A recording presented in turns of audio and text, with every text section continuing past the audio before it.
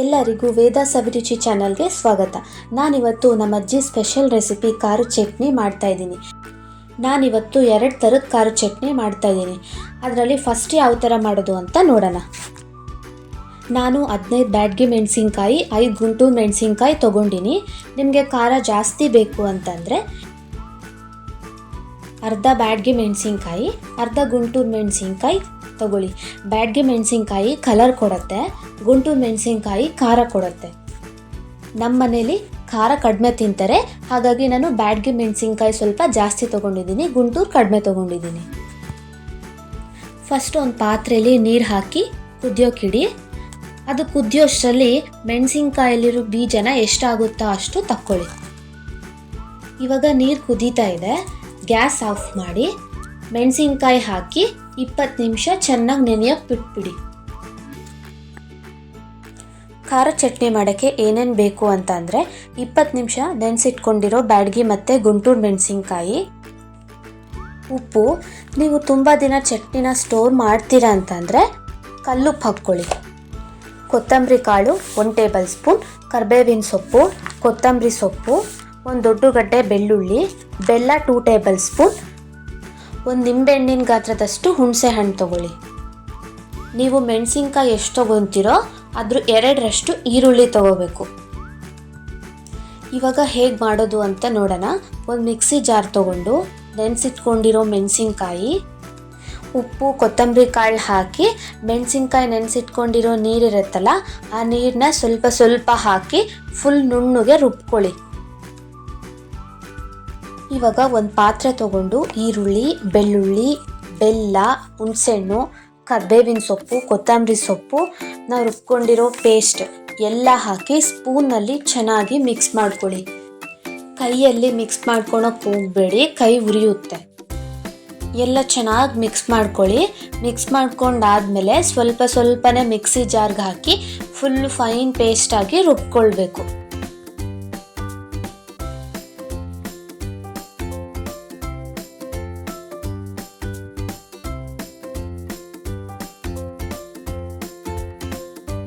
ಎಲ್ಲನೂ ಇದೇ ಥರ ನುಣ್ಣಗೆ ರುಬ್ಕೊಂಡು ಒಂದು ಪಾತ್ರೆಗೆ ಹಾಕ್ಕೊಳ್ಳಿ.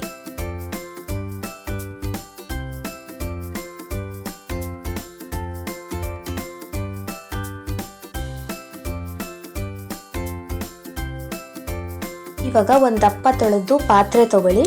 ಪಾತ್ರೆಗೆ 7 ಟೇಬಲ್ ಸ್ಪೂನ್ ಎಣ್ಣೆ ಹಾಕ್ಕೊಂಡು ನಾವು ರುಬ್ಕೊಂಡಿರೋ ಪೇಸ್ಟ್ನ ಹಾಕಿ ಚೆನ್ನಾಗಿ ಕುದಿಸ್ಕೋಬೇಕು. ನಾವು ಇದನ್ನು ಎಷ್ಟು ಜಾಸ್ತಿ ಕುದಿಸ್ಕೊಳ್ತೀವೋ ಅಷ್ಟು ಟೇಸ್ಟ್ ಆಗುತ್ತೆ, ಮತ್ತು ನಾವು ಭಾಳ ದಿನ ಇದನ್ನು ಸ್ಟೋರ್ ಮಾಡ್ಬೋದು.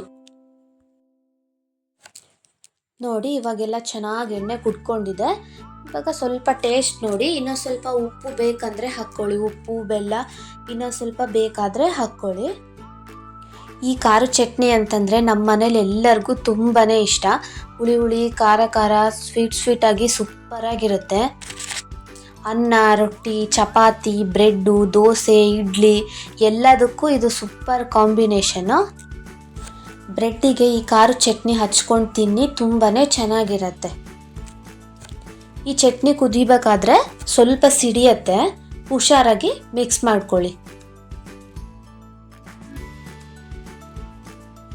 ನೋಡಿ ಇವಾಗ ಚೆನ್ನಾಗಿ ಕುದ್ದಿದೆ, ಗ್ಯಾಸ್ ಆಫ್ ಮಾಡ್ಕೊಂಬಿಡಿ.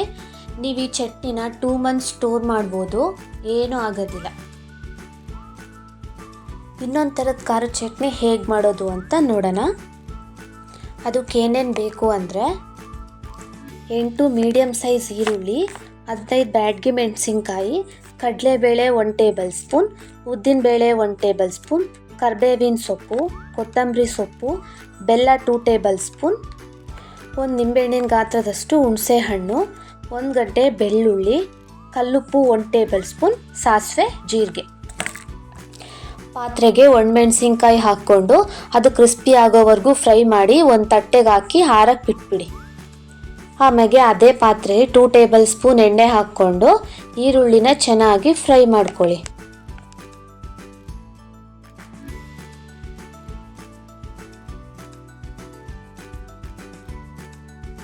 ನೋಡಿ ಇವಾಗ ಈರುಳ್ಳಿ ಚೆನ್ನಾಗಿ ಫ್ರೈ ಆಗಿದೆ. ಇವಾಗ ಇದಕ್ಕೆ ಜೀರಿಗೆ, ಕೊತ್ತಂಬರಿ ಸೊಪ್ಪು, ಕರಿಬೇವು, ಬೆಳ್ಳುಳ್ಳಿ ಎಲ್ಲ ಹಾಕಿ ಸ್ವಲ್ಪ ಹೊತ್ತು ಫ್ರೈ ಮಾಡ್ಕೊಳ್ಳಿ.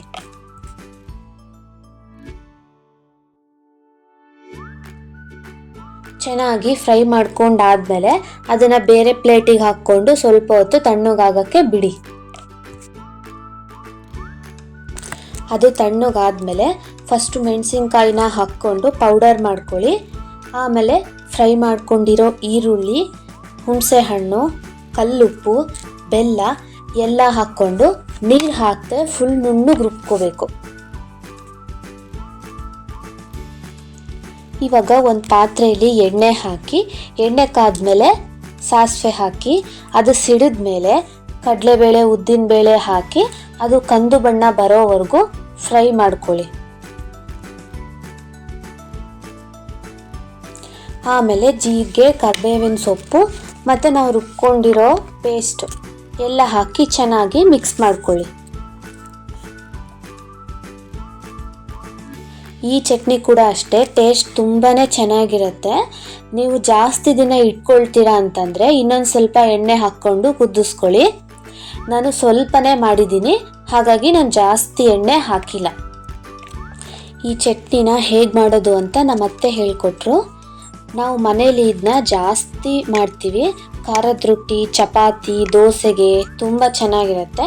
ನೀವು ಮನೇಲಿ ಟ್ರೈ ಮಾಡಿ, ಹೇಗಿತ್ತು ಅಂತ ಕಮೆಂಟ್ ಮಾಡಿ. ಇವಾಗ ತುಂಬಾ ರುಚಿಯಾದ ಖಾರದ ಚಟ್ನಿ ರೆಡಿ ಆಯಿತು. ಇನ್ನು ಇದೇ ಥರ ಒಳ್ಳೊಳ್ಳೆ ರೆಸಿಪೀಸ್ಗೆ ವೇದಾಸ್ ಅಭಿರುಚಿ ಚಾನಲ್ನ ಲೈಕ್ ಮಾಡಿ, ಶೇರ್ ಮಾಡಿ, ಹಾಗೆ ಸಬ್ಸ್ಕ್ರೈಬ್ ಮಾಡಿ.